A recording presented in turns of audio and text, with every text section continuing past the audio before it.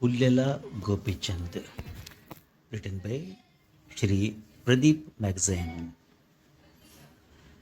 In a world of ambiguous scruples and blurring lines between what is wrong and what is right, talking about ethics and its moral compass may seem like lighting a candle in front of the sun or playing a trumpet to the deaf. There is no harm in reminding the vast masses of sports followers in India that we should admire, love, and appreciate a role model who follows the principle that the means used to achieve an end are more important than the end itself.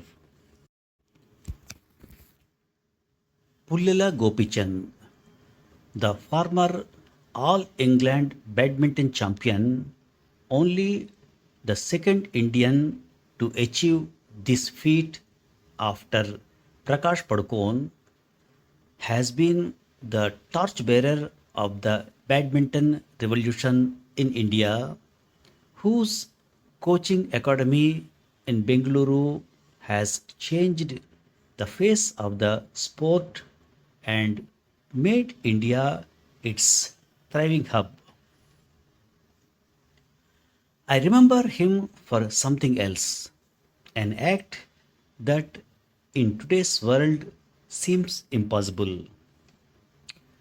It is a world where sportspersons, please read here, cricketers, endorse any brand, good, bad, ugly, as long as the money earned from advertising it is substantial.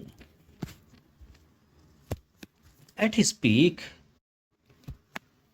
when he was dominating the international circuit before an injury affected his summit march, he had declined to promote a cola product.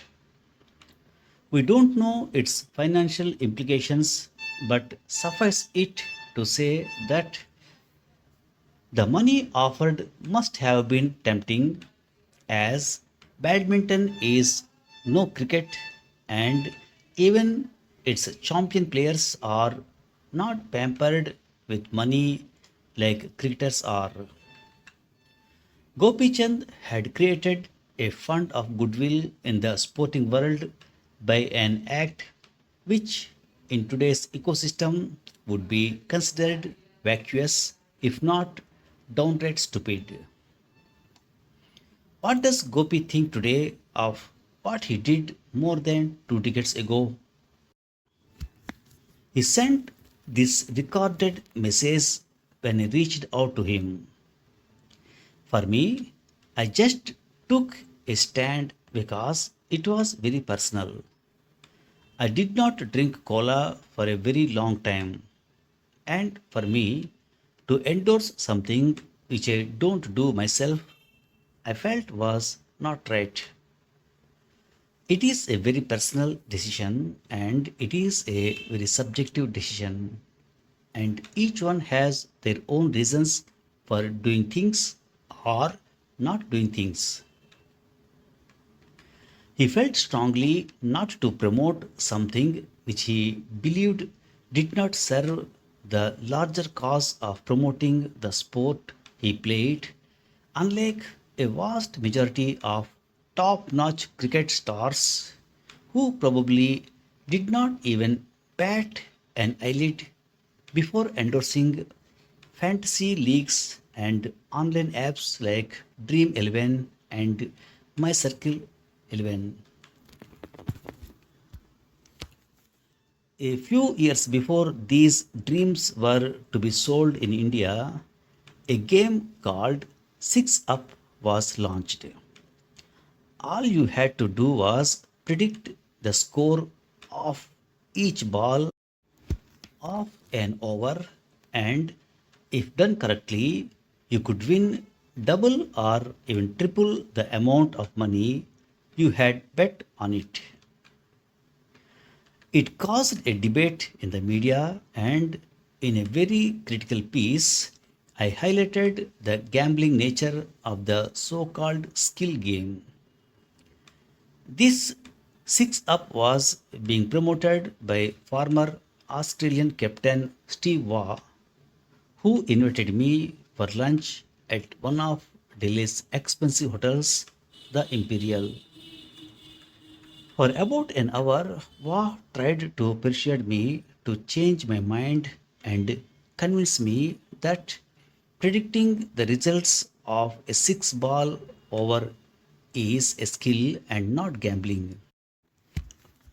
Waugh was to fund his charity, which he launched in Kolkata from the profits to be made from this game, but due to the strong legal challenge and the sports ministry's opposition, Six Up never took off. While Six Up failed, a decade later, the fantasy leagues succeeded in establishing themselves. To circumvent the ban on betting in India, they masqueraded their products as a game of skills. The courts accepted their arguments.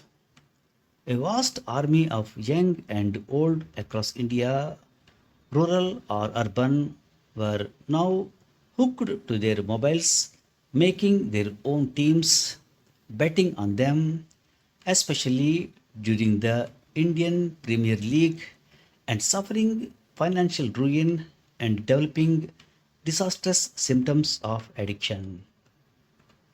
Despite multiple examples of people getting addicted and many even dying by suicide after heavy financial losses, these fantasy leagues were thriving and creating their own revenue generating models. They made cricket across the country dependent on their financial support by being its major sponsors. And to make their fantasy sound palatable, credible, and spread its reach, an assembly of top cricketers were hired to promote them. From Saurav Ganguly to Shubham Gill, from Virat Kohli to Rohit Sharma, almost every star was now selling these games for personal benefits, indifferent and insensitive to the fact that they were inviting people to financial destruction. The state may have struck the right note today by banning betting on these games, but the world of sports administration and its main protagonist, the players, have to realize that they live in a country with huge income disparities. They have to differentiate between greed and need. If the two converge, it can create a monster that will devour the bottom rung even while cricket thrives in India. Thanks for your attention.